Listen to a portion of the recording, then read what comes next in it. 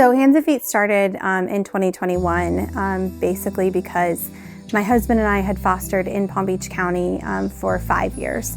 And when we were fostering from the years of 2016 to the years of 2021, we took in a total of 23 children into our home. We ended up adopting 4 of those children into our home permanently, but the thing that we continually saw over and over was the fact that children would arrive on our doorsteps with nothing but the clothes on their backs. And so we saw this happening time and time again.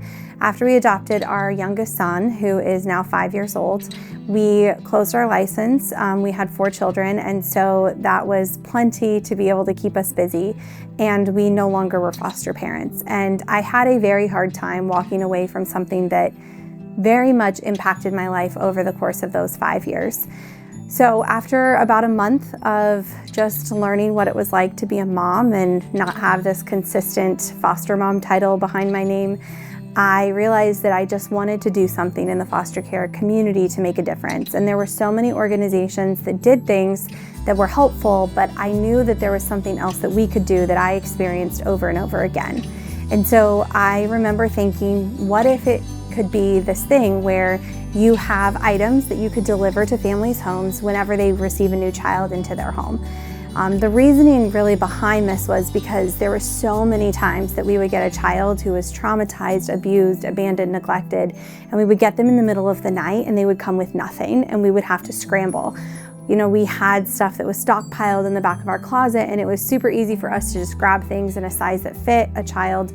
But there were times that we didn't have anything, and I would have to call in friends or family members to come to my house at 10:30 at night, or I would have to try to put that child in whatever I could find and the next day drive to the store to supply what they needed. And it was just this overarching burden that I had that was just something that I feel like could easily be solved. It was 2021, so we were still in the height of COVID. And I just thought to myself, like, how can we fix this? You know, everything can be delivered to your doorstep, from a cup of coffee to paper towels. Whatever you need could arrive within a few hours. So why couldn't you have the same support arrive to your home in a very quick and timely manner for some of the most vulnerable children in our community? So my sister, who is 7 years younger than I am, lived with us during most of the time that we fostered. And I looked at her in about June or July of 2021, and I said, you know, I have this idea. What if we could deliver these items that are provided through foster closets or other clothing closets in the community, and what if we could be the ones to take those items and directly deliver it to a family's home? She kind of looked at me and said, okay, go ahead, go right ahead with that. And I said, all right. And so the next weekend, I said, so I've created a name and I bought a logo on Etsy, and we're going to make a Facebook page, and this is how we're going to start Hands and Feet. And I named it Hands and Feet because of genuinely being the hands and feet of our community. You know, when you're thinking about it and you have a child that comes to you, or you may be a relative who has now gotten your grandchild or your niece or your nephew, you're not expecting that. And so to have someone just literally be at your door, to be your hands and feet, that was kind of where the name evolved from. And so it started in 2021 with just this idea and this passion to be able to transform the community. You know, there's oftentimes they refer to the foster care system as a river, and there are individuals and organizations along that river that helps those families and those children heal and come back together. And we recognize that we could be part of that river. You know, we're not going to fix the fact of what happened to a child. We're not going to be able to fix the system, but could we fix a moment in a child's story, or could we fix a moment in a caregiver's story that would bring them hope and help right to their doorstep? And so that's really where Hands and Feet started.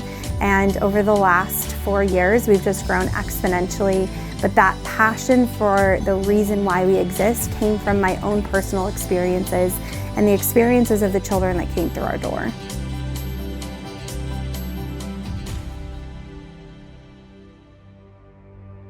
So I think that there were so many children that came through our doorstep, and I could probably pinpoint all of them in some capacity, but I think a few of them that really stood out to me was, we had been fostering for a while. We had adopted my 7-year-old son, who was a baby at the time, and we were continuing to take children into our home.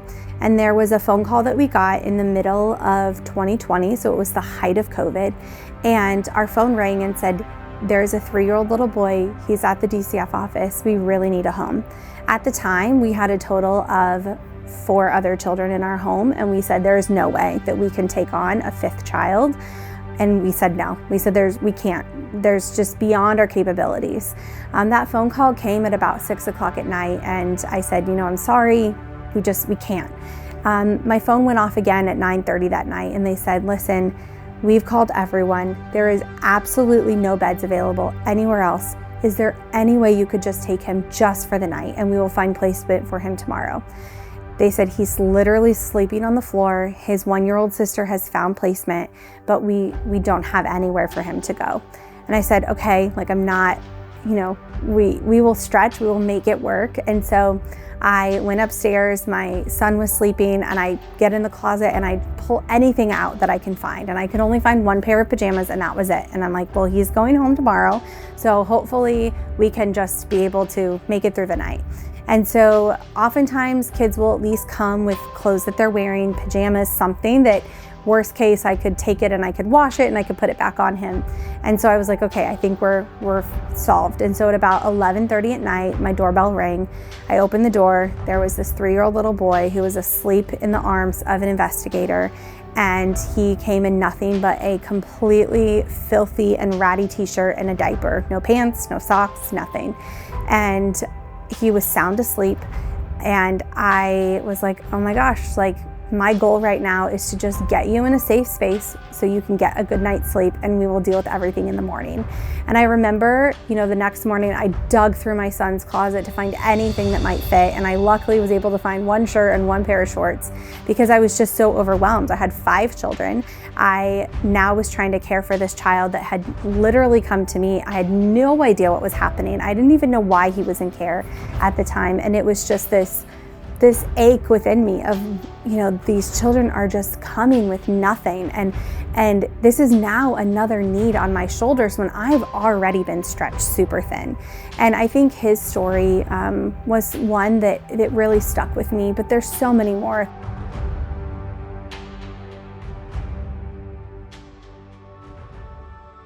Yeah, so that was really what started it all. So when we said we were going to launch a nonprofit and we really had no idea what we were doing, we reached out to a foster care agency that we worked with locally, and they have what's called a placement coordinator. So their job is anytime a child enters the foster care system and they are looking for a foster family, their job is to identify the foster family and have the child placed in their home. So we worked with her and we said, listen, the next time you place a child, I want you to call us if they need anything. And so we got a text at 10:30 at night at the end of June in 2021, and it said, I'm placing 3 children. There is a 16-year-old who is pregnant. She has her 14-year-old sister and her 1-year-old son with her. They've been human trafficked, left in a parking lot. They are currently with police, and they are being placed into a foster home who has never taken teenagers. They also do not speak English, and they are absolutely petrified. The foster family that was willing to open their home to them had only ever taken newborns, did not speak Spanish, but was willing to give them a bed to sleep in for the night and figure out everything from there. We learned that they were coming with absolutely nothing. They had the clothes on their backs as they were literally human trafficked and left in a parking lot. And we went through our own closets because we did not have access into any of the clothing closets in the middle of the night. We found out that Walmart is not open past 10:30 at night at the time, and so we scrounged around in our own closets for what we could find. I went through my son's closet to find things for the little boy, and then we drove to CVS. We purchased whatever we could find there, and we drove to the very first house in Wellington at midnight. We dropped off a load of stuff. We said, hey, I know you're about to just embark on the hardest journey of your life, and we're here for you. Let us know tomorrow what you need. And so the next day, we went to the community. We went on Facebook and Instagram, and we said, listen, this is what happened in your doorstep last night, or in your community last night. And these children need help, and they need hope. And these are all the items that they need. And we watched as people just dropped off donation after donation, donated money, sent gift cards, sent meals. And we made 3 to 4 trips to that family. And that was the original the very first story that Hands and Feet was able to serve, and really showed the impact of how people can come together, especially when you're telling people what is happening in their backyards. And that was the biggest thing that we noticed, is that no one knows what's happening in their backyard. People hear foster care and they hear that it's just this thing that happens. They don't understand that this is literally happening doors down from them, and the impact that it can make on a child when you come together to provide that child hope and healing.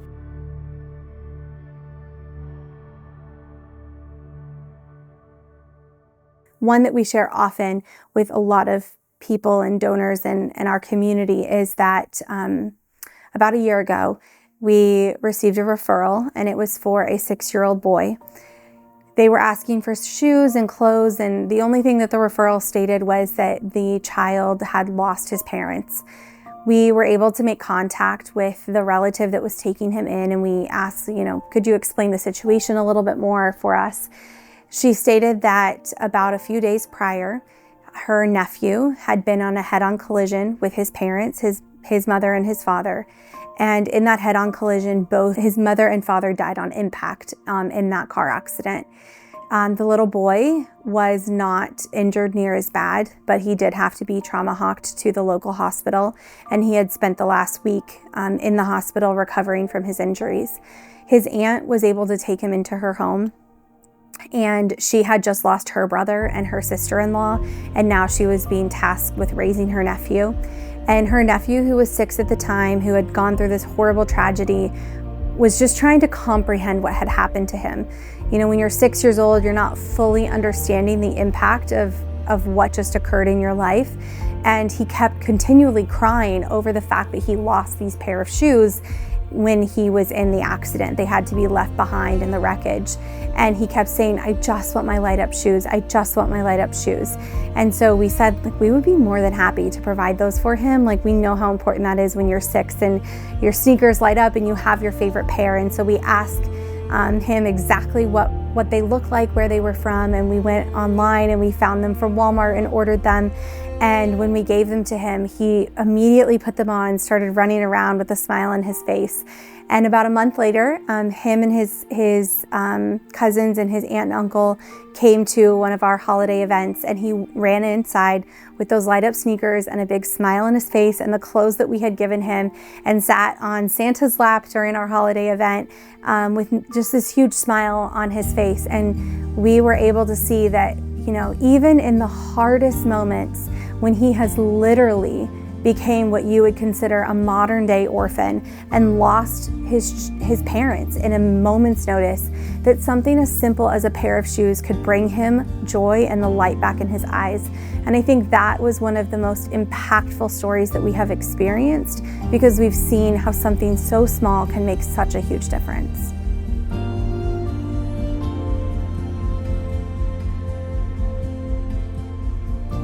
I always said that being small and mighty is kind of our bread and butter, and I still very much believe that. I think we have this incredible partnership in 2 of the areas that we work with an organization that has just helped us continue to grow and expand.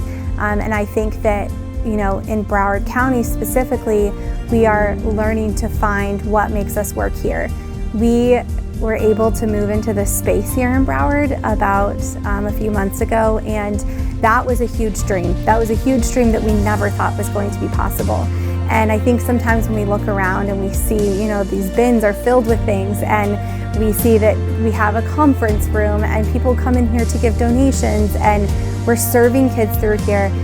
It's wild that this is where we started, was in our garage, in our living room, and this is where we're at now. I think really the hope for the future would be that we would be able to continue to serve the children that we serve in the highest capacity. We are really hopeful that we can provide a delivery vehicle in Broward specifically, that we will be able to continue to build up our volunteer base, that we will be able to hire more staff. And our goal is to just serve this South Florida area, really Palm Beach, Broward, and the Treasure Coast. And how can we make sure that every single family is getting every item that they're requesting and in a timely manner. And so I think that, what is the hope for the future? The future is that we're doing our one program that we do incredibly well, and we're doing it within a timely manner, and that we're serving those children that are coming in their hardest moments, that they're able to find peace and hope and healing. And that DCF office that we just did in Broward, and we're able to reveal that is also my hope, that we will continue to be able to do those rooms and other offices in the areas that we serve, so that they can bring a true place where those families and those children can just take a moment to be a child, to be a parent, and not have to think about everything that they're going through.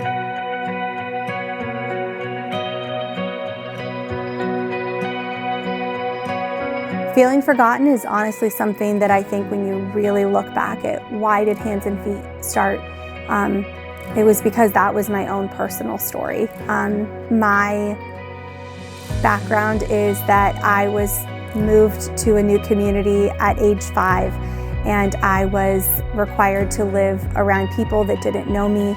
My family moved states, and I had to start a new school, and it was very hard to make friends. And so much of my life, I didn't feel seen or heard or, known. And I think that inner depth of wanting children to know that they are heard and they are seen and they are loved and they are not forgotten is so incredibly important. And so we hope that if you feel forgotten, that you look around the people that are around you and you see where can you find that hope that may be just a glimmer, but can remind you that you are not in this world alone. And whether it's the children that we serve or the families that we work with on a daily basis, that when you have a volunteer that shows up at your doorstep and they're bringing you items, that you are not forgotten, that your name was packed with every single item that you had been requested for, and that every single thing that you have been given was done so with love and care and admiration. And if you're just an individual and you have nothing to do with the foster care system or the child welfare system, and life is hard right now, just remember that even when things are hard and even when things are difficult, the slightest light can be seen even in the darkest of night. And remember that, because there is always someone there to remind you that you are loved and you are worthy and you are enough.